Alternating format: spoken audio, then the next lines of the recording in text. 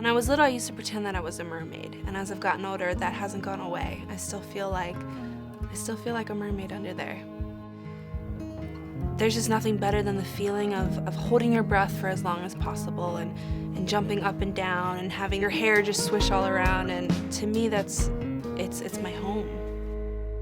So initially this was sort of a long shot to be part of our broadcast, and it was discussed that we would do a 5 to 6 minute story about Jessica and her life. At that point, we sort of thought, well, that might be tough to do in 5 or 6 minutes, but let's see what happens. The producer, Matt Allen, did a remarkable job traveling with Jessica from Baltimore back to her family in Siberia to finally meet. And after the footage was gathered, we went into the edit room in December of last year, and we started to cut what we thought would be a 5 to 6 minute feature about this athlete. While I swim, that's when I think about things. I get a song stuck in my head. I think about my day, what I need to do, the set that's next. But swimming this past year was a little bit harder. Рядом со мной Анастасия Валтышева. Совсем недавно она узнала, что за океаном у нее есть сестра. Настя, у вас нашлась не просто американская сестра, а настоящая мировая знаменитость. Да. The story was so amazing, I said to the producer, I think this is going to be a little bit longer.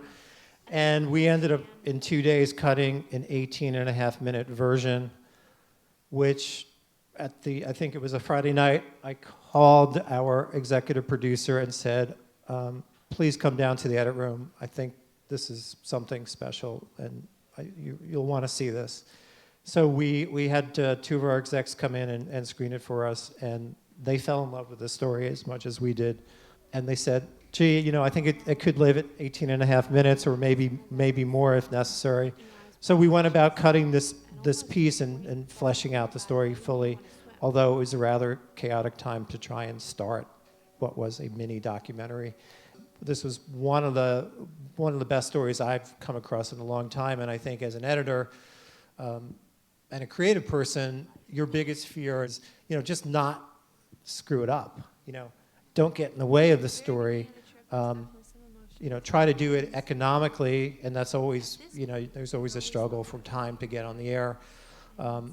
But don't get in the way of the story. And so, when I see a story like this, the first thing I do is get really excited, and I'm like, wow, this is great. And the second thing I do is go, oh my God, I'm so worried because I don't want to screw it up. So, that's the blessing and the curse of having a character and a story like this. And obviously the emotional payoff on the end of this is ridiculous. So you only hope that you come across these more often.